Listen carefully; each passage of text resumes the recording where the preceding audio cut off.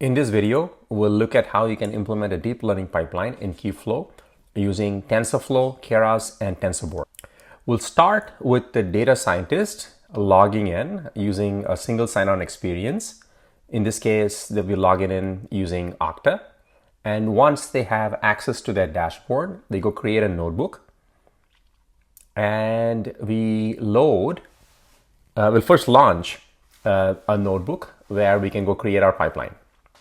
So we're going to launch a simple notebook for now.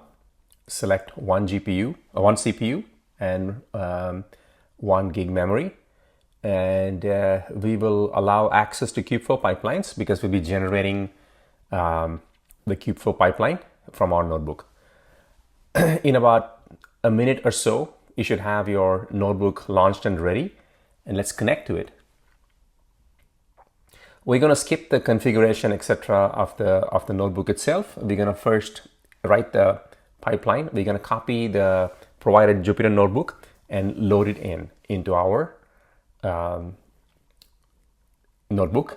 And you can look at the code here, and we'll execute we'll generate the pipeline from Python code, and this will produce a YAML file.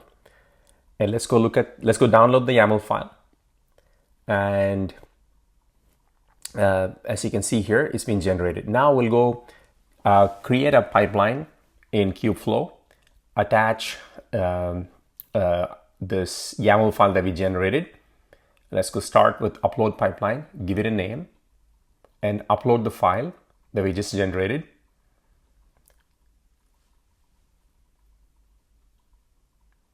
And then save it. At this point, as you can see here, it's visualizing what the pipeline will do. Let's go run an experiment.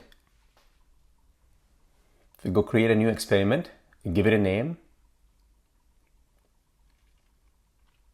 And then at this point of time, we can initiate a new run of the experiment. You can have multiple runs for an experiment. So let's go give it a name. But before that, we had to point to the pipeline. In this case, we have a pipeline that we created. If we go select that, we'll go give it a run name, and then it's a one-off run. And then we want it to be able to access the slash data where the data is sitting. That's where everything will be stored. So now let's run it.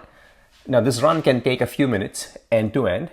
And as you can see here, it's completed the first few steps. And then at this point, it's completed the training using TensorFlow. And then it's also registered the model with MLflow. But now our key value prop here is looking at the integration Rafay provides with TensorBoard.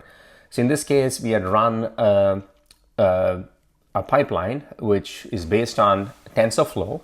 We could also have done this with PyTorch for deep learning.